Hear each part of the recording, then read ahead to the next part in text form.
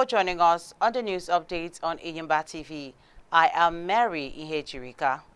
The Lagos Division of the Court of Appeal has reserved judgment on the appeal filed by the Medical Director of Optimal Cancer Care Foundation, Dr. Olufemi Olaleye, who is challenging his rape conviction and life imprisonment sentence.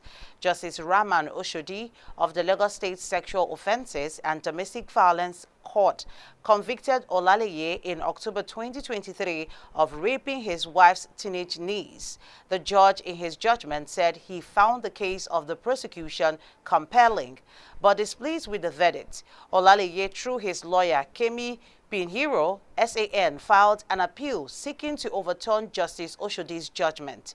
In response, the prosecution maintained that it had established the offenses of defilement and sexual assault by penetration beyond a reasonable doubt, which justified the conviction. The prosecution asserted that to prove the offense of defilement, it must be established that the child was underage and that the accused engaged in sexual intercourse with the child, regardless of consent. The prosecution argued that all elements had been proven during the trial, and the trial judge relied on this evidence to convict the appellant.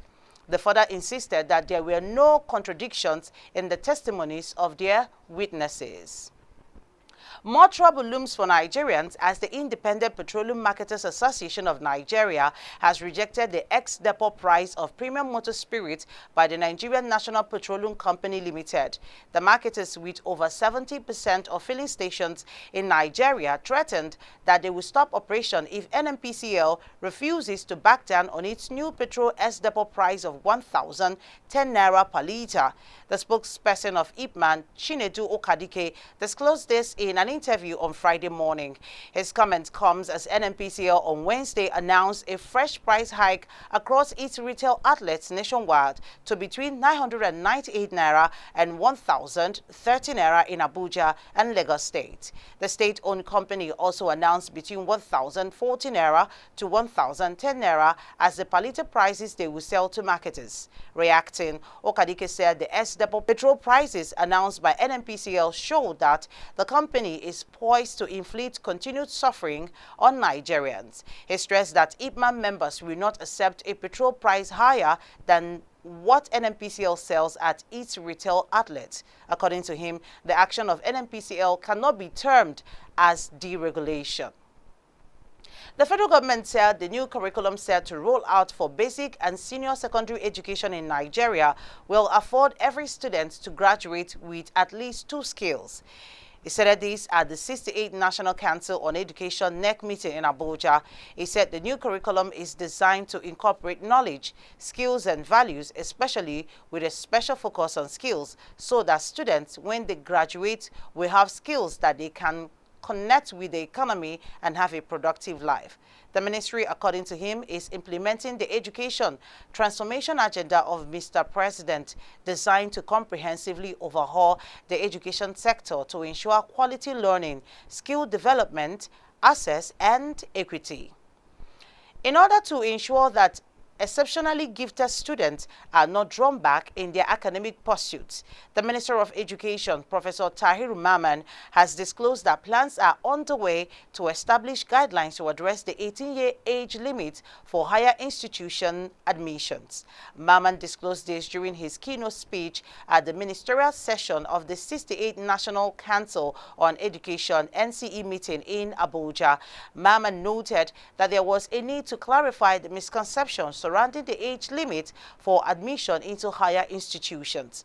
Recall that the minister has stated that from 2025, candidates under 18 years will not be admitted into the higher institutions. While there has been outcry over the age limit, Musa had insisted that he was only emphasizing the age requirement for entry into tertiary institutions as outlined in the National Policy on Education.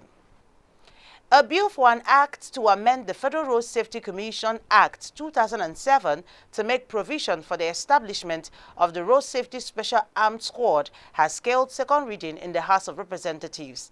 The bill was read for the second time during plenary. It aims to establish a road safety special arms squad with authority to bear arms. However, the bill was not debated by members of the House as Speaker Abbas Tajuddin described it as a straightforward bill and subsequently referred it to the Committee on FRSC for further legislative action. Enyimba TV records that in the 8th Assembly, a bill was introduced in the House of Representatives to allow road safety officers to bear arms, but it was unsuccessful. Court of Appeal in Abuja has affirmed a lower court's decision nullifying the Rivers State's 2024 budget signed into law and being operated by Governor Siminalayi Fubara. The 800 billion naira budget passed in December 2023 by a faction of the fractured State House of Assembly consisting of 4 lawmakers led by Edison Ehie. The court heard that Governor Fubara withdrew his counter-affidavit at the lower court in the matter and as such cannot commence an appeal in a matter he did not challenge at the trial stage. The court further says that the situation in River State House of Assembly is an executive dictatorship by the governor and a joke taken too far. In the judgment delivered, Omotosho ordered Siminalayi Fubara, Rivers Governor, to represent the budget to the legally constituted House of Assembly under Martin Ameule. You're watching Enyimba TV News. After the short break, the news continues in addition to business and sports updates. Please stay tuned. We'll be right back.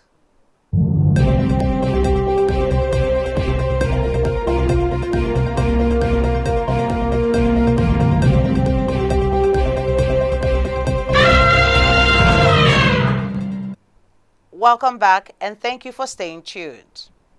Senator Oluremi Tinubu has said her husband, President Bola Tinubu, should not be blamed for the current economic hardship in Nigeria. Nigerians have been groaning under economic hardship since the removal of fuel subsidy, which pushed the pump price of petrol from 198 naira to 1,030 naira. Tinubu announced an end to subsidy during his inaugural address on May 29, 2023, saying the policy was standing in the way of Nigeria's progress. But while speaking at the palace of Ooni of Ife, Oba Adeyeye Ogunwusi on Thursday, the First Lady said the Tinubu administration is still very young. The president's wife added that her husband is not greedy, thanking God for making him emerge Nigeria's #1 citizen. The First Lady, who disclosed that she graduated from OAU 41 years ago, donated 1 billion naira to the university for its development and advancement. On business, a federal high court in Lagos has struck out a case by the Manufacturers Association of Nigeria challenging the implementation of electricity tariff review by the Abuja Electricity Distribution Company PLC and 11 others. The Nigerian Electricity Regulatory Commission disclosed this in a statement posted on its official X handle on Thursday. The recent developments represent a significant setback in the manufacturer's efforts to reverse the electricity tariff to its previous price. MAN had labeled the hike in power tariff as detrimental to economic growth and the overall stability of the markets.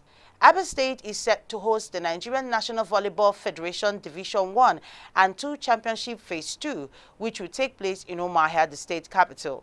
Speaking to journalists on the competition in Umuahia, the state capital, the Commissioner for Sport and Youth Development, Nwobilo Ananaba, said Governor Alex Oti remains resolute about making Abia a sports destination.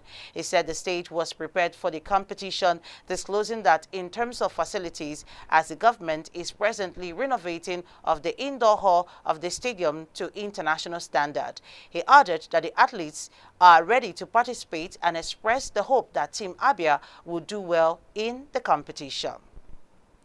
The Chief Judge of the Federal High Court, Justice Soho, has rejected Justice Binta's recusal from Nnamdi Kanu's trial. Justice Soho also returned the case file back to Nyako to handle. This was disclosed on Friday by a very reliable source who wished to be anonymous. The source also gave reasons for Justice Soho's refusal to include the recusal of 2 previous judges from the case, and that the case has lingered for too long from 2015. Justice Soho maintained that the case has pended most with Justice Binta, making her the most suited to handle and conclude the case. However, the Chief Judge has also directed that if at the next hearing of the case, Nnamdi Kanu still insists on recusing Justice Binta, he must file a written motion with an affidavit stating all the grounds for requesting the recusal. The Kano State Police Command has arrested 3 suspects for allegedly killing a 32-year-old man, Dahiru Musa, in Dorayi quarters within the Kano metropolis. According to a statement by the command's public relations officer, SP Abdullahi Haruna, the suspects were apprehended following a report from the brother of the deceased that Dahiru Musa, 32, was missing and that he strongly suspected one of his close associates to be involved in his sudden disappearance. The PPRO explained further that upon receipt of the report, a team of detectives swung into action and arrested the said Aliyu Adamu. During the course of investigation, the suspect confessed to having conspired with his friend to lure the victim to his house under the pretense of negotiating land business. He was offered food with poison. Upon discovering he's unconscious, they used knives and stabbed him to death. The suspect further confessed that their intention was to convert the deceased landed property to his own as he was in possession of the land documents. SP Haruna added that all 3 suspects are currently at the Command's Criminal Investigation Department Homicide Section undergoing investigation, after which they will be charged to court. And that's a package of news for now. Please join us for more updates in our subsequent bulletins. Meanwhile, don't forget to subscribe to this channel on YouTube. Click on the notification bell to receive alerts when new videos are uploaded. Thank you for watching. On behalf of the production team, I am Mary Ihejirika. Enjoy the rest of your day.